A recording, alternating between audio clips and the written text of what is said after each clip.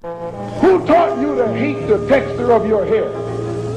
Who taught you to hate the color of your skin to such extent that you bleach to get like the white man? Who taught you to hate the shape of your nose and the shape of your lips? Who taught you to hate yourself from the top of your head to the soles of your feet? Who taught you to hate your own kind? Who taught you to hate the race that you belong to? Don't let anybody make you think that God chose America as his divine messianic force to be a sort of policeman of the whole world. God has a way of standing before the nations with judgment, and it seems that I can hear God saying to America, you are too arrogant. If you don't change your ways, I will rise up and break the backbone of your power, and I'll place it in the hands of a nation that doesn't even know my name. Be still and know that I'm God.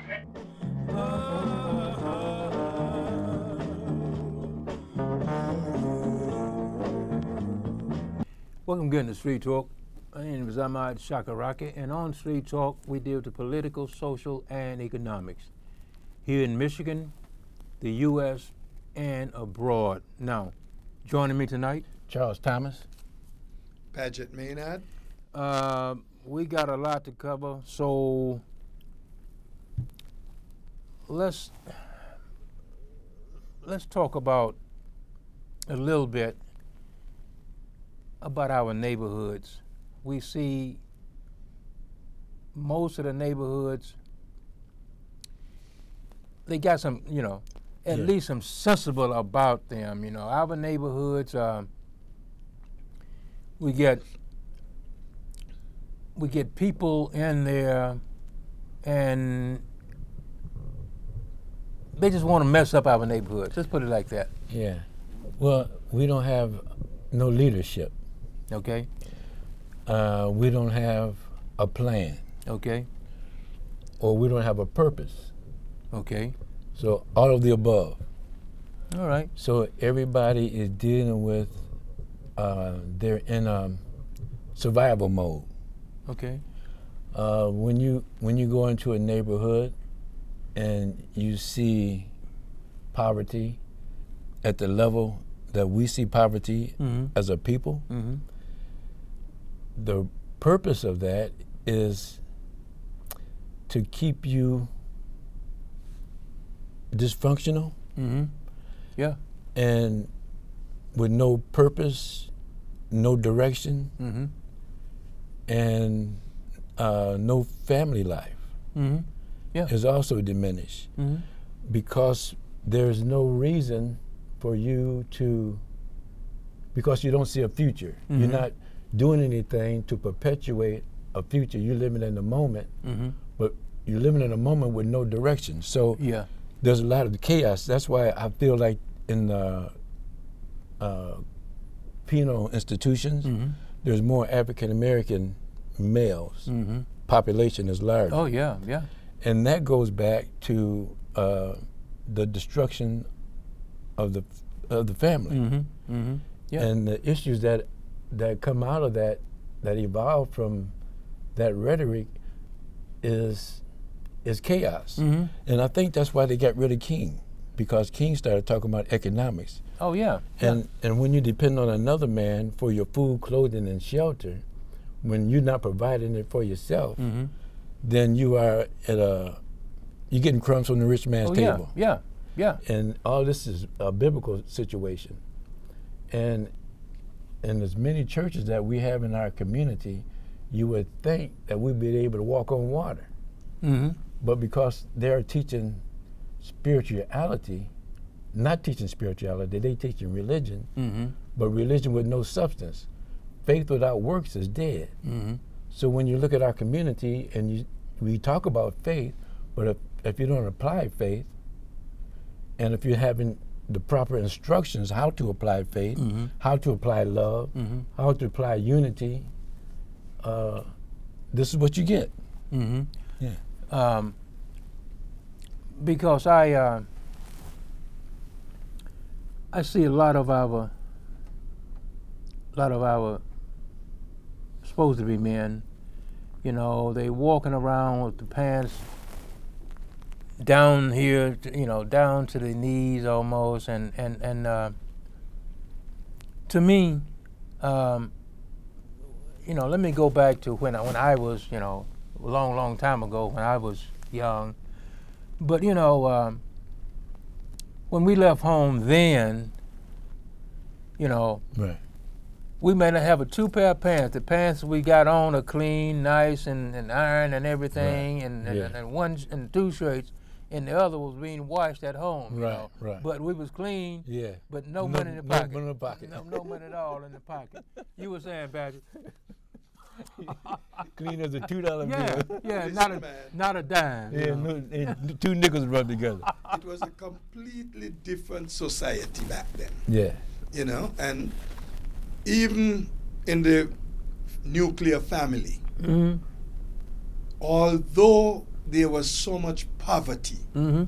Oh there yeah. was pride, Yeah. Mhm. Yeah. you know, there was pride. Mm-hmm. And you are going to do something because you're still looking to raise up. Yeah. You want to raise up to be somebody good, Mm-hmm. be respectable. Yeah. Asset. Yeah. That was something that the folks, I mean, drill in Yeah. your heads. Yeah. You're going out, man. You got your one suit, Yeah. but you got to look good going there. Yeah. Yeah. You Yeah. know, it's not like today. No. You see, standards have dropped tremendously. Mm-hmm. You mentioned the pants down below. Mhm. Yeah, bad enough as that is. You know, I see a guy one day running. I mean, I had to say I wanted pant crotch, drop it, throw him down because the pant crotch all the way down in the knees. Yeah. Yeah. You know, Yeah. how much pride do I have when I'm walking around in an unacceptable way? Mm-hmm. Yeah. Right. Well, I guess there's everything now is what's the term Trump and they use? Alternate. Mm-hmm. They have alternate lifestyle, alternate this, alternate that. Yeah. So I guess it's alternate dress style. Right. Right. But yet, you come to my office to look a job with your pants under your bottom, showing your drawers. Mhm. Who wants to see your drawers? Right. No. No. You more than likely wouldn't get the job because you're not presentable. No. Right. And people got to understand presentation is important. Yeah. The way you look, Yeah. that's what people see first before they see anything else or learn anything else. Yeah. They see the way you look. Mm-hmm. And I don't like that look. Yeah. And therefore I put you in this category. Mm-hmm. And you may not be like that. No. But what they say, you look like a duck, you quack like a duck, you gotta be a duck. Yeah. Yeah. And So watch it. and the thing about it is that you know, the first impression. Yeah. You know, I can see somebody, and they don't say anything. I don't say nothing. I don't say anything. I still got some kind of impression of them. Mm. But then when they talk, I get another A one. completely different thing. Yes. But when you're out here and looking like that, you know, and I met a lot of intelligent guys, you know, but when you out here, your pants all down and your big old T-shirt on, hanging in there, it's like, I mean, I get to know you. Okay, I know you pretty good. You're a good guy.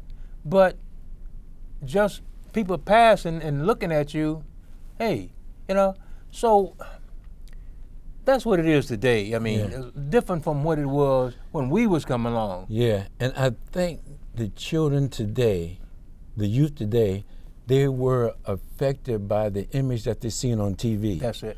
When the rappers, they had all the gold hanging, Mhm. and You know, they was wearing their pants backwards and just Yeah. doing stupid. So you can see who's Yeah. watching TV the most. Oh yeah, yeah. Because they emulate Mm-hmm. what they see on TV. Yeah. Because that's what the latest style is. Yeah. And styles come and they go. Mm-hmm. So Chuck, there's a statement this person wrote. Fashion rules the world. yeah, All right? Fashion is a tyrannical mistress, yeah, often causing her devotees, and I'm paraphrasing here, to go through so much inconvenience just to be in the style. yeah, And especially in those days when everything was drawn so tight, so you have this small waist and whatnot, your corset tight on right, you, right, and you could hardly breathe. Right. But just to be in the style, yeah, you know. And it's the same thing today. They pick up. It's a different style, right, but it's the same thing. It's ruling the world. yeah, I want to be like everybody yeah, else. yeah. It's very seductive, Yes. the power of the media. Mm-hmm. You know, and the thing that happens, you know, in our community, sometimes I feel that the men at that time did not get involved in the youth's life Right. style Right. Mm-hmm. because it should have been snipped in the bud Mhm. at an early age. Yeah. Yeah. But it came on so strong, Mm-hmm. and I thought it was just going to fade away. Yeah. But it got worse. Yeah. Yep. I really thought, you know, when some 20 years ago, I seen guys, you know, pants down. I said, well, you know, this will soon blow over and everything. And 20 years later, they even worse now. Yeah, Some of them is yeah, worse. Some of yeah, them pants right. down.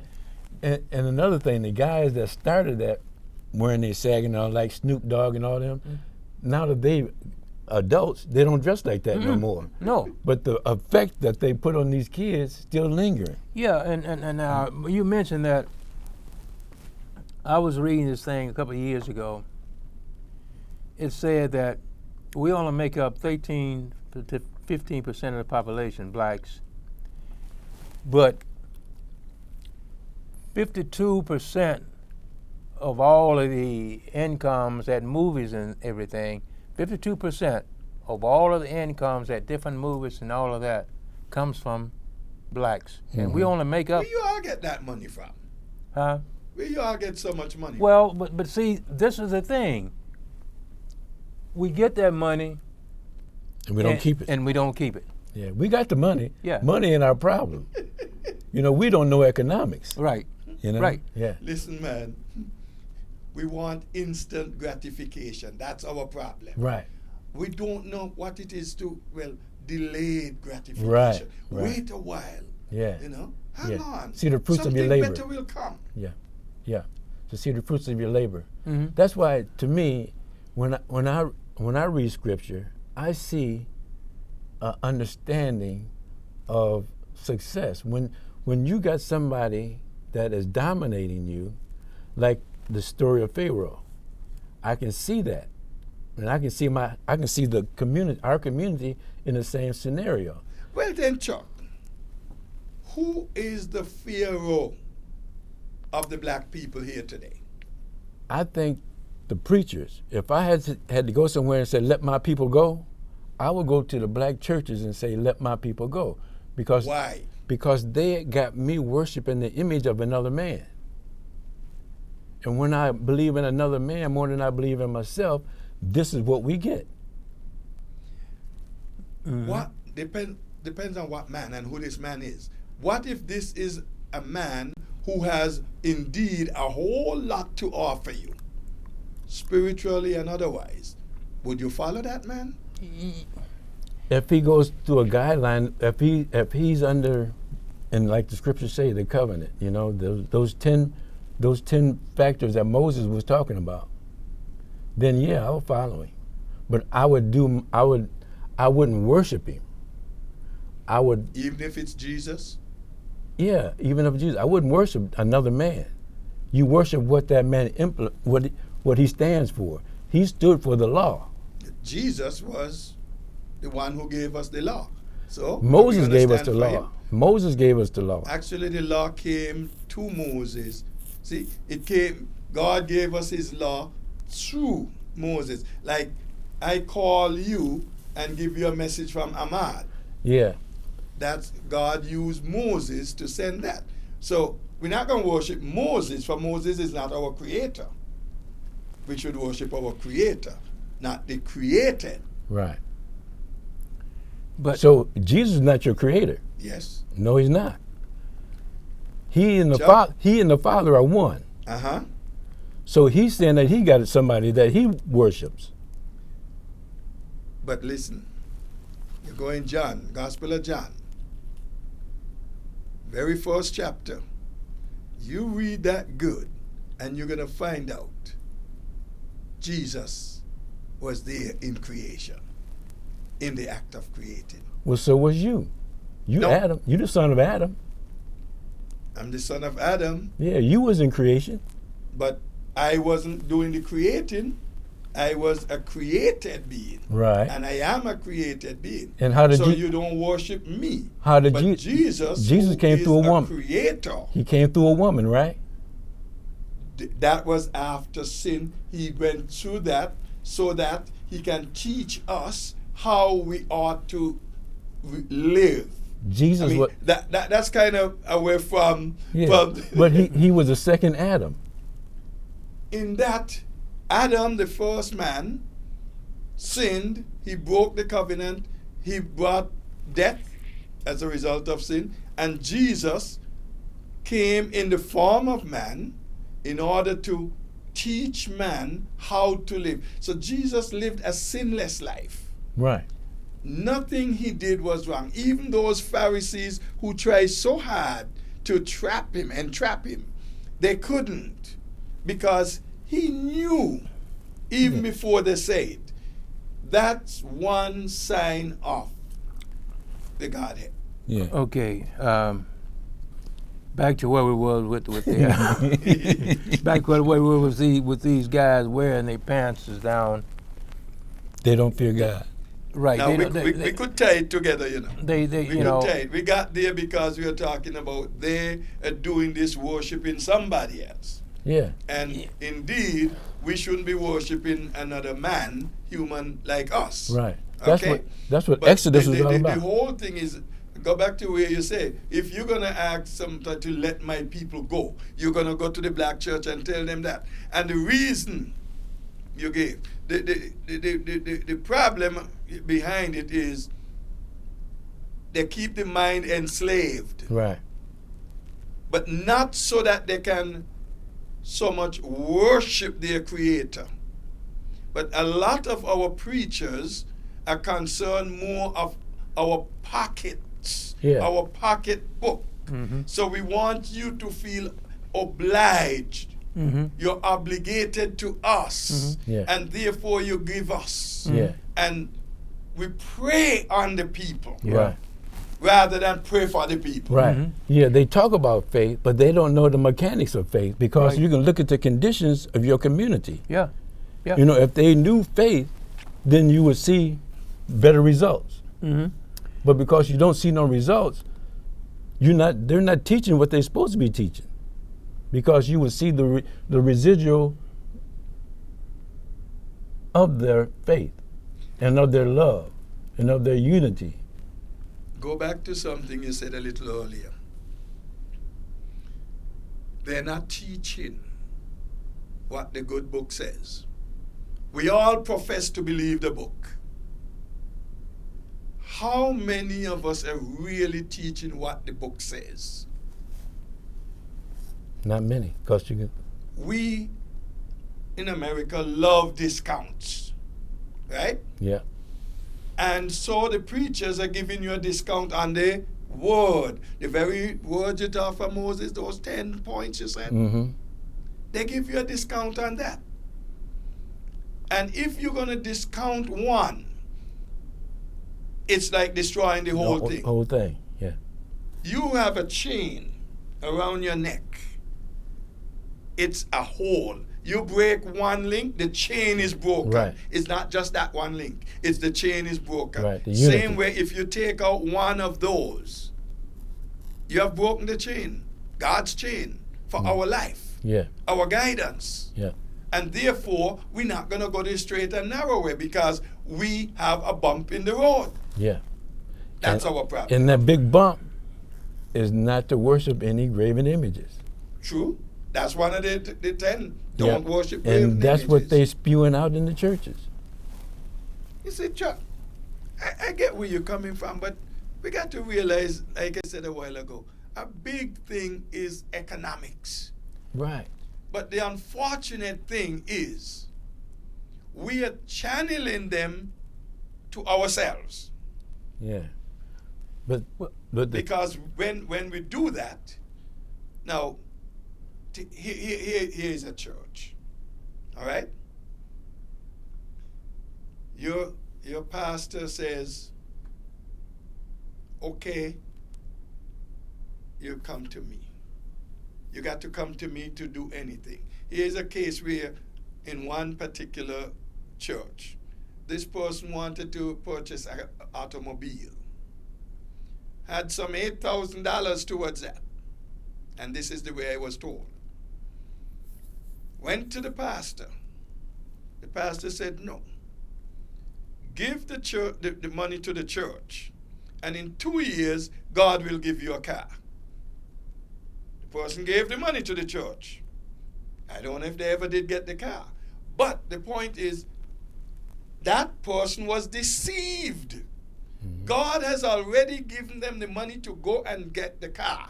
Right. And we try to polish, embellish, and all kind of ish with things to people. And the problem is, too many Christian people don't read. Yeah, they don't read. And I say they're coward in the brain. And they don't read the Bible. Everything. Well, Reverend said, well, what did the Bible say? Yeah. I don't know, but he's... Yeah. Like, you can't live the Christian life that way. Right, and that's the problem, because if you don't create economics, but you love the economics that's coming from another community, then you're a hypocrite. Because if you love material things and you say, you know, that I'm a believer, but yet and still you living on the outside, and the things that you can't see are more important than the things you can see, but you are fixated, but you don't love yourself enough to start your own economical future for the generations to come. Well, you know, to me, that's where we as a people, you know, and again, this make 400 years we've been here, and I think we should be much further than we are. Right, economically, because we don't have nothing. We just been released from the plantation. Yeah. And we still broke. Yeah. Yeah. You said over 50% of the income to the movies. Yeah, 52%. Comes from the blacks. Yeah, 52%. All right. You know how many millions they make in these movies? You ever listen and hear how many millions this show made just this weekend? The weekend? A bunch of them. How much they make for the opening night? Yeah. And 52% of that comes from the black man? Yeah, yeah. So don't tell me we don't have it. Yeah, we got it. What we need is proper usage. Right. And it has to come from some intelligent person showing them how to. Mm-hmm. But they don't like that. And I'm going to tell you something else. Here's a youngster in the banking business. He's been putting out some information on the media, Facebook, whichever one of them. Mm-hmm. But he ran into some problems now with his bosses because they don't think he should do that. Mm-hmm. Now he's educating the people, and they didn't stop to see when these people get the education and begin to realize the need to do this, they are going to get more business. Mm-hmm. But of course, he's one of us. How dare you do that? Mm-hmm. How, you know, I mean, you could spin it any which way you want. Mm-hmm. But the point is, we now must be willing to learn. We must want to learn. And too many of us don't have the time of day to learn. We prefer to strut around playing the fool and looking the fool rather than trying to get something between the ears that will make us somebody. But see, the thing is that that's where we're at right now. And now I can tell you, and Chuck can tell you too, and you know this. In the '60s, we was pushing for something. Yeah, rights. Right. Yeah. All of these things we pushing for. You know. Well, you get all of your rights, but no responsibility. Well, you know, and then now we still don't have all our rights, but you know, we kind of slowly now trying to get some of them that we had then. Well, we got and we lost during the late '60s and early '70s. We got, and now they're taking them back. Yeah, and the whole world was behind us and watching us. Wait a second. You said they're taking it back? Yeah. Why? Maybe because you're not using it. Well, you know. You use it or lose it. Right. Yeah, but they spend billions to make sure that you stay where you are. They changed the law. How much are you spending to make sure you don't stay there? Yeah, well, when you got fear, like we got fear as a people, I mean, it don't take much to quit. That's why in the '60s they gave all them brothers government jobs, man, and they disappeared. Mm-hmm. we give up too soon. Yeah. We faith. don't have this staying power. Yeah, we don't have faith like we talk about every Sunday. But you know, the thing is that 400 years and we still are in Rattling in the mud. Yeah. Begging You know, master. It's Right. still our fault. It is. Because we don't believe in what the churches are talking about. If we believed in what they were talking about in the church, it would show. You know, typically we say, oh, the white man did this, the white. Yeah, we know we got some who do things. Yeah. But we also have some of our own who do things or don't do things. Right. Well, right. And we as a people have got to start looking at ourselves. On the inside. And not what On the Tom, outside. Dick, or Harry did Yeah. or is doing. Yeah. But what is it that I need to do that I'm not doing? That'll make me What a is better it going to person. take to get me where I want to go? Okay, buddy. Friends, let's get together. Yeah. Let's see how much we can help each other. We have to stop fighting each other. That's right. Stop this gang banging and do something to elevate yourself. Who taught you to hate the texture of your hair? Who taught you to hate the color of your skin to such extent that you bleach to get like the white man? Who taught you to hate the shape of your nose and the shape of your lips? Who taught you to hate yourself from the top of your head to the soles of your feet? Who taught you to hate your own kind? Who taught you to hate the race that you belong to? Don't let anybody make you think that God chose America as his divine messianic force to be a sort of policeman of the whole world. God has a way of standing before the nations with judgment, and it seems that I can hear God saying to America, you are too arrogant. If you don't change your ways, I will rise up and break the backbone of your power, and I'll place it in the hands of a nation that doesn't even know my name. Be still and know that I'm God.